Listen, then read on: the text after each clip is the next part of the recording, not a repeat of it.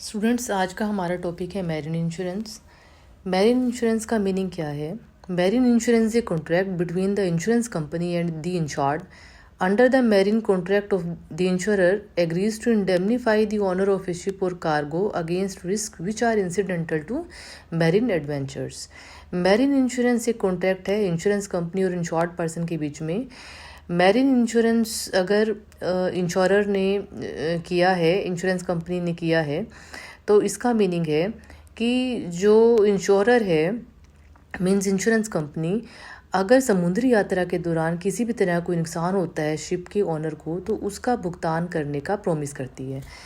Types of marine insurance. Marine insurance 4 तरह का होता है। सबसे पहले है हल insurance. It covers the insurance of the vessel and it's equipments, furniture and fittings, machinery, tools, fuels etcetera. It is generally taken by the ship owner. हल insurance में उन वेसल्स के और इक्विपमेंट्स के इंश्योरेंस को कवर किया जाता है जिसमें सामान रख के शिप के ऊपर रखा जाता है, जिसमें सामान को पैक किया जाता है। अगर समुद्री यात्रा के दौरान इन वेसल्स को या इक्विपमेंट्स को किसी तरह का नुकसान होता है तो वो नुकसान जो इंश्योरेंस कंपनी है वो बियर करती है। सेकंड है आपका cargo insurance.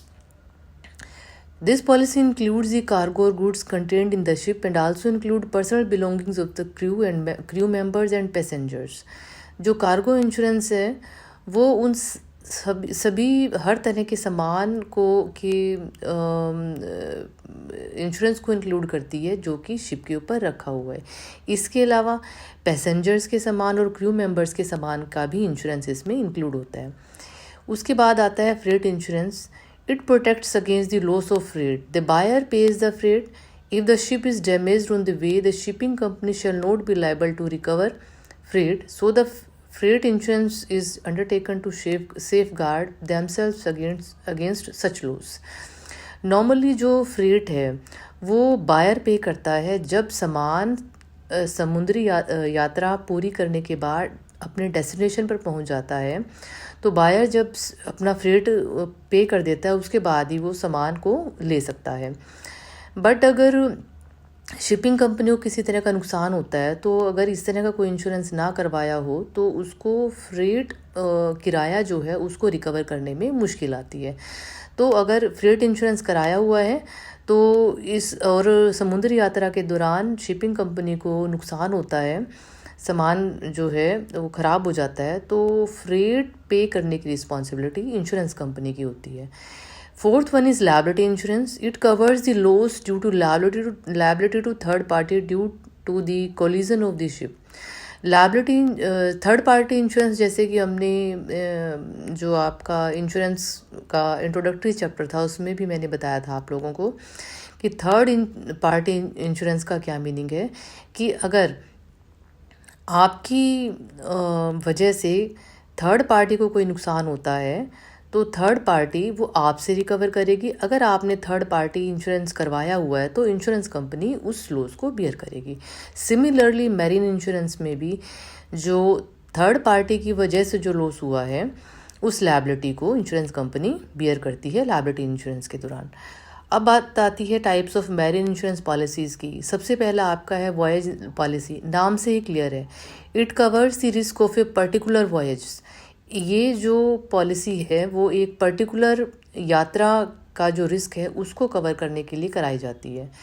This risk start when A ship starts A voyage and ends when the ship reaches it's destination.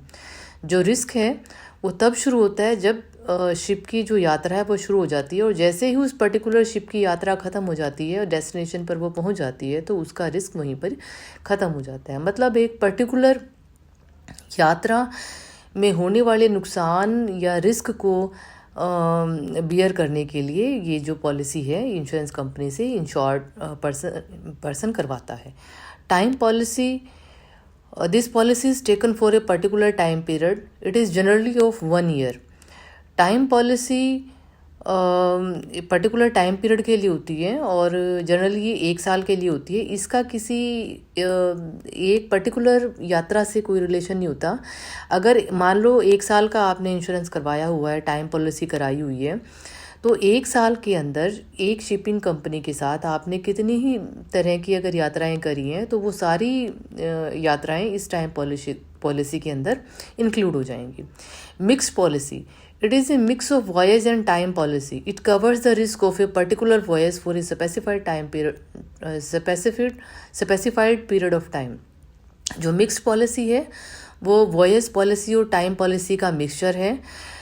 इसमें एक पर्टिकुलर वॉयेज, एक पर्टिकुलर जो यात्रा है एक स्पेसिफिक टाइम पीरियड के लिए उसका जो रिस्क है उसको कवर किया जाता है मिक्स्ड पॉलिसी में। Valued policy is that policy in which the value of the subject matter is specified, the value is agreed by insurer and insured at the time of contract. Valued policy वो policy होती है जिसमें जो subject matter है उसकी value को specify किया गया है और उस वैल्यू का ही इंश्योरेंस कराया गया है, तो आप उसको कहोगे वैल्यूड पॉलिसी। सब्जेक्ट मैटर का क्या मीनिंग है, हमने इंट्रोडक्टरी चैप्टर में भी किया था कि जिस भी मान लो अगर हम मैरीन इंश्योरेंस की बात करते हैं तो जो सामान आपने शिप पर लोड किया है उसकी वैल्यू कितनी है, उस वैल्यू तक का इंश्योरेंस इस कॉन्ट्रैक्ट के अंडर आता है।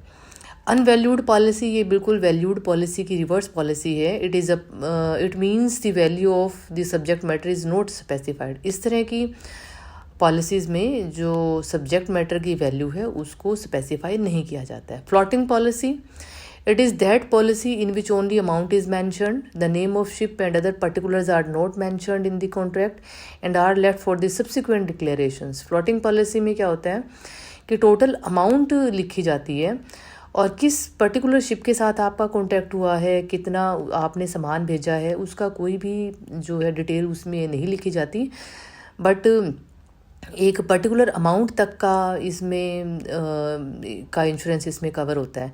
मान लो एक यात्रा आपकी कंप्लीट हो चुकी है, पूरी हो गई है, उतने अमाउंट को आप टोटल अमाउंट में से माइनस कर दोगे फ्लोटिंग पॉलिसी में, जितने अमाउंट का इंश्योरेंस आपने कराया है। Cargo policy, this is a policy which is taken for a particular cargo only. The premium is charged on the basis of value of cargo and risk involved in that shipment. ये जो policy है इसमें एक particular cargo से related ही है। ये एक particular cargo से अगर आप अपना सामान किसी दूसरी डेस्टिनेशन पर पहुंचाते हो तो उसकी इंश्योरेंस को आप इसमें इंक्लूड करते हो। जो प्रीमियम है वो कार्गो की वैल्यू के बेसिस पर चार्ज किया जाता है। Wagering policy, when there is no insurable interest and still the insurance contract is made, then it is called wagering policy. Such policy is not recognized by law. What is insurable interest? Insurable interest क्या है, जैसे कि हमने life insurance के case में पढ़ा था कि मान लो आपके फादर अपना इंश्योरेंस कराते हैं तो आपकी मदर का उसमें इंश्योरेबल इंटरेस्ट होगा। बट वेजरिंग पॉलिसी में क्या होता है कि जिस पर्सन ने हम शिप की बात करें, मैरीन इंश्योरेंस का केस है ये, अगर किसी पर्सन ने वेजरिंग पॉलिसी कराई है और उसका किसी भी तरह कोई इंश्योरेबल इंटरेस्ट उसमें नहीं है, फिर भी उसने इंश्योरेंस कॉन्ट्रैक्ट लिया है, तो इस तरह की पॉलिसी को आप वेजरिंग पॉलिसी कहलाओगे। और इस तरह की पॉलिसी जो है लॉ इसको रिकॉग्नाइज नहीं करता। Then port risk policy. This policy covers all the risk of a vessel when it is incurred in the port. जो पोर्ट रिस्क पॉलिसी है इसमें हर तरह के वेसल्स के रिस्क को इंक्लूड किया जाता है जो कि पोर्ट के ऊपर रखे होते हैं।